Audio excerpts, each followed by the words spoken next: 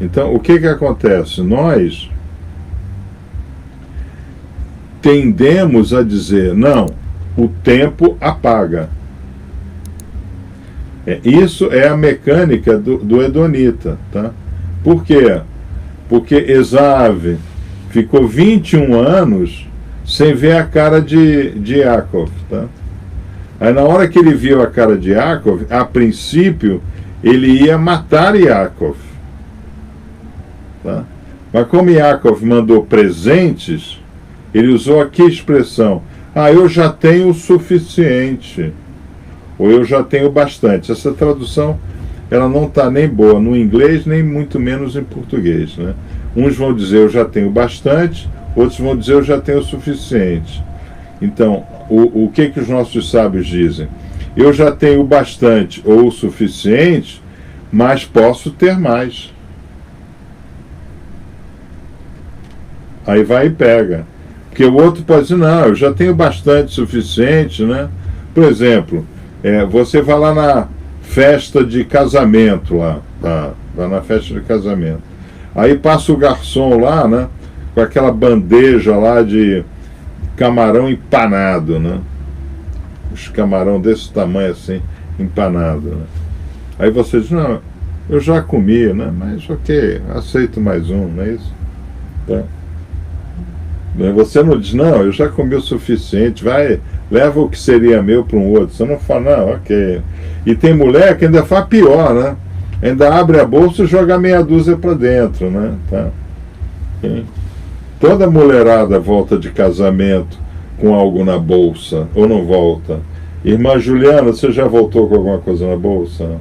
Já voltou. A Lourdes já voltou? A Nicole já voltou? Tá vendo? Volta mesmo. Porque é essa questão que está na Torá, né? Não, eu já tenho bastante. Ok, mas ter mais não vai me fazer mal. Então, fica vivo, mas o camelo é meu. Tá? Eu já tenho bastante camelo. Ok. Mas, ok, então deixa o camelo e vai embora. Tá? Okay? É mais ou menos assim, né? Que o negócio funciona. Tá? Então, vamos ver o que o Midrash Hagadol nos fala sobre o sonho. Né? Um sonho que se repetia por 2 anos. Por que não dizer simplesmente, o faraó sonhou? Mas era preciso nos ensinar que nesses 2 anos, o faraó via esse sonho todas as noites, mas não se lembrava dele. Até que chegou a hora de Yosef sair da prisão. E naquela manhã ele acordou e se lembrou. Tá? Então, às vezes, um trigger factor em alguma situação te acorda para uma outra situação. Então, nós temos essa tendência. Então, precisa de um trigger factor. Né? Alguma coisa tem que acontecer. Às vezes, o irmão ele vem tendo umas certas intuições, mas é um estudo conosco que, pum, abre a luz. Tá? Alguém já teve isso aí? Tá? Tá? Quer dizer, um estudo aqui, isso é o que aconteceu no faraó. Por quê? Porque a vida do faraó, quando ele veio para esse mundo, já estava ligado à vida de Yosef. Porque o faraó é Malhut, é Mitzrayim, tá? Mas não havia em Mitzrayim Sheriná. A Sheriná não está nesse mundo. A Sheriná chega nesse mundo. Tá? Então, isso é Mashiach. Mashiach é a Sheriná que chegará nesse mundo. Como vai chegar? Nós sabemos que será através de muito sofrimento. O homem vai, inclusive, buscar a morte e não irá encontrá-la. Olha que coisa dramática, hein? Tá? Okay? Isso é Guemará, né? O Eduardo Orola, não sei se o Eduardo está nos assistindo. Tá? O Eduardo agora é um fã número 1 da Guemará. Tá? Pô, Rabi, tudo que você fala, não é o que eu falo, é o que eu trago para vocês. Né? Tá? Então, quem está por cima? Tá? Os ímpios se consideram acima dos seus deuses. Tá? Então é muito comum, né, a gente ouvir o político, né, dizer: nem Deus me tira desse cargo, né? Nem Jesus Cristo vai me impedir de assumir a presidência da República. Não foi o que o Tancredo falou? Não, o Tancredo não falou Jesus Cristo, falou Deus, né? Nem Deus me impede, não, ou falou Jesus, agora não me lembro. Tá? Ou Jesus ou Deus, né? Tá? Me impede de subir a rampa do Planalto. Ele não subiu a rampa do Planalto. Vocês se lembram disso? Tá? Alguns se lembram, outros não, né? Tá? Como o versículo diz: e o faraó sonhou, e eis que ele estava sobre o rio, tá? Porque o rio era o maior deus deles, né? O rio Nilo, tá? Com relação aos justos, porém, seu Deus está sobre eles, como diz o versículo, né, a respeito do sonho de Jacob. Eis que Deus estava sobre ele, lá em cima da escada. Tá? Então, aqui a gente começa. É importante o irmão ter em mente, né, quando ele está conversando com alguém, como as pessoas se colocam nos seus diálogos. Tá? Okay? Então, tem gente que coloca: pô, Jesus me ama. Olha só. Imagina, né? Ele está acima do seu próprio Deus, né? Ok? Né? Porque o amor é de baixo para cima, né? Então, Jesus o ama. Tá? Ou seja, ele é o amo do Jesus. Vocês entenderam isso? Tá? Ok? Então, o irmão diz: não, olha, sem a proteção divina ninguém consegue nada. Tá? Ah, esse cara é bom. Esse cara é bom. Tá?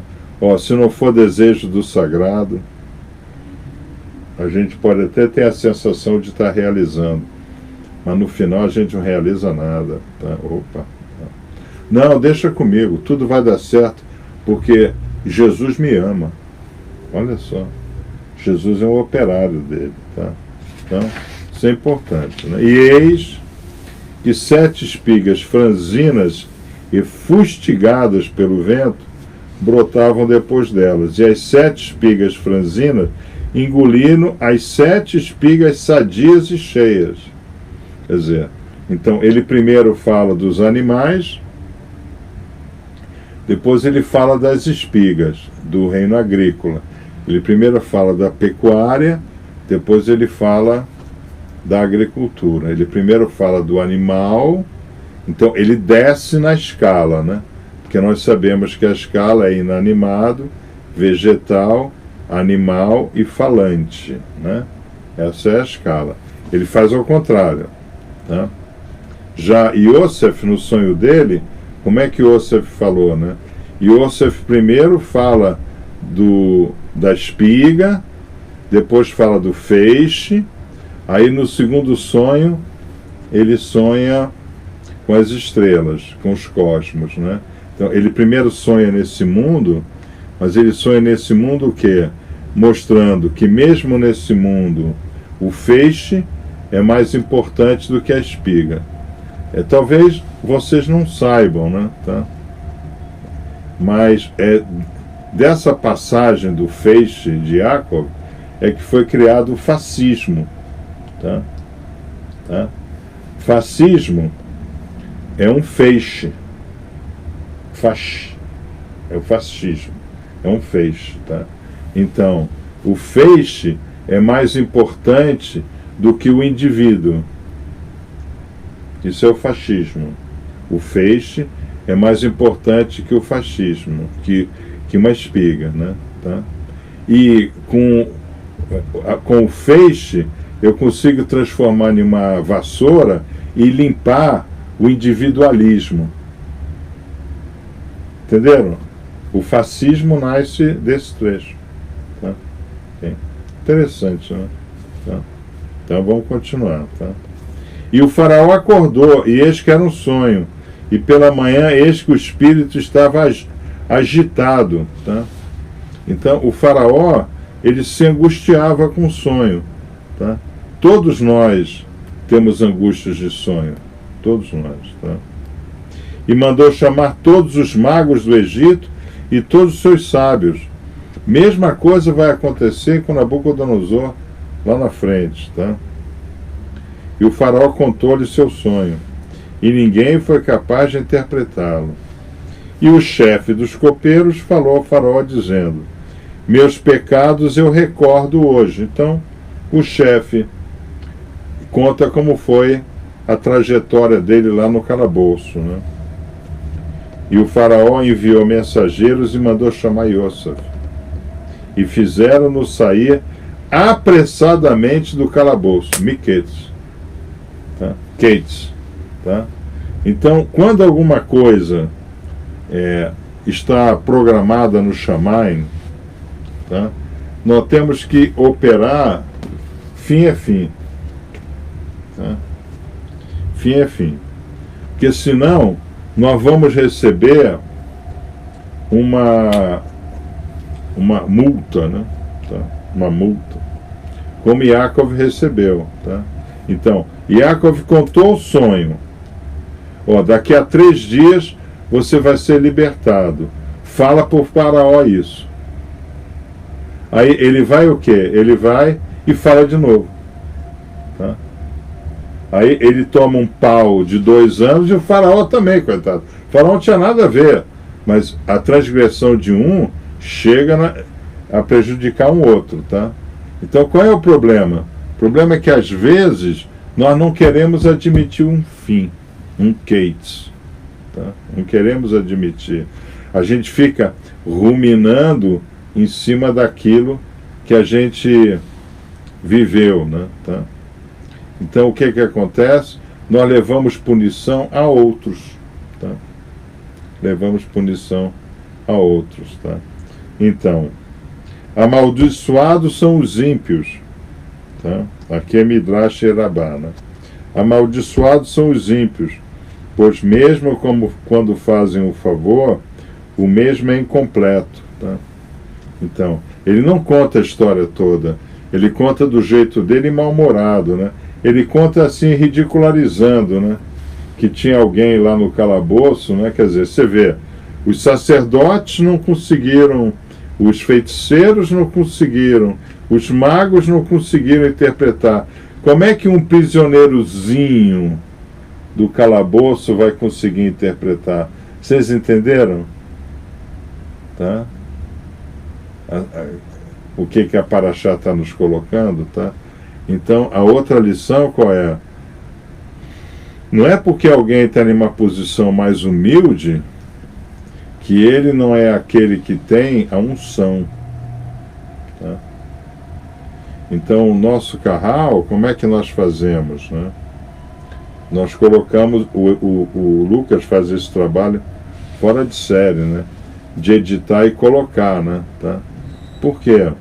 Porque todos os 144 mil Kalahot, né, hoje buscam a manifestação de Mashiach. Por que Mashiach Ben Yosef não pode ser alguém que assistiu um vídeo nosso e resolveu se integrar no nosso carral e depois até se mudar para Israel? Tá?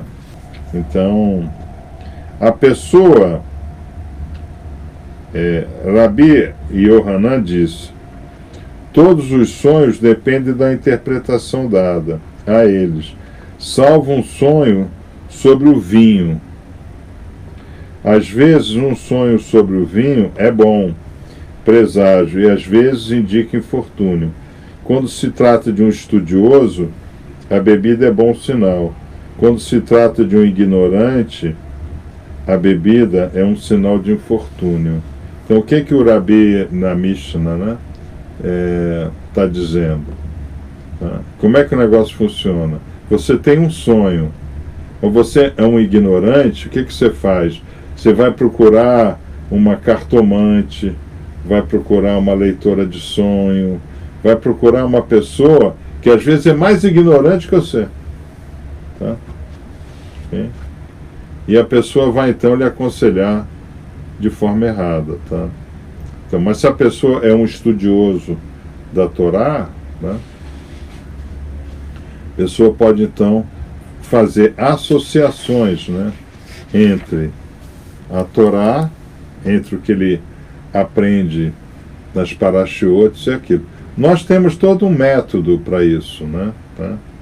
Nós temos todo um método de oráculo e etc. Né? Tá? Alguns irmãos já passaram por esse método, né?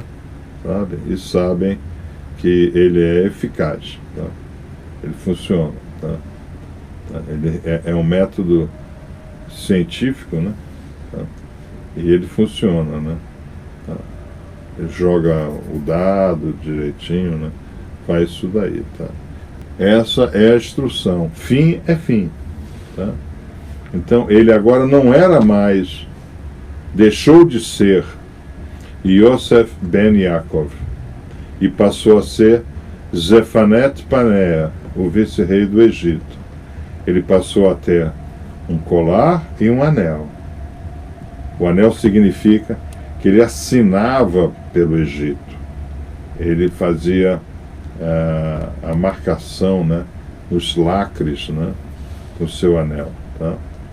Ele deixou de ser. Aí ele vai ter um filho. E ele vai dizer o que sobre o nome de Menashe, né? Agradeço a Deus por ter me feito esquecer da família.